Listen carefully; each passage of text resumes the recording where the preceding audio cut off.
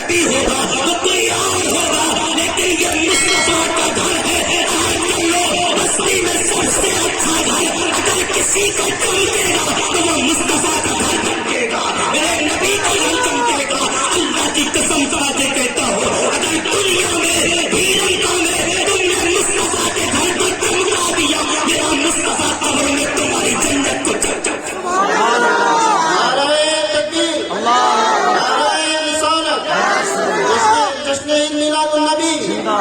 مولانا عبدالقیوم صاحب چمکائے نبی کے دیوانوں، ہوش میں آؤ۔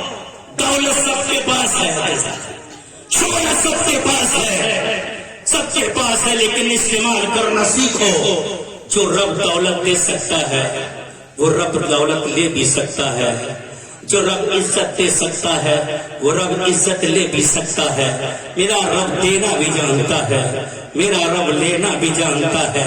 نبی کے دیوانوں، یہ مصطفیٰ کریم آقا نے تمہیں موقع عنایت فرمایا ہے۔ لوگ کہتے کہاں استعمال کرے دولت، اللہ نے تیرے بستی میں مصطفیٰ کا گھر دے دیا، بناؤ، سوارو، اچھا کرو، دور سے دکھنا چاہیے۔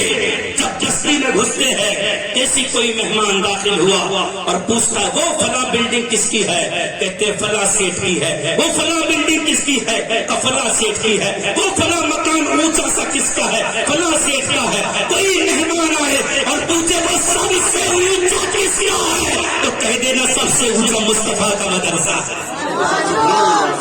میرے نبی کا گھر ہے۔ بولو اونچا ہونا چاہیے کہ نیچا ہونا چاہیے؟ اونچا۔ آپ بولو تو پھر کرو گے، جڑ جاؤ مدرسے سے۔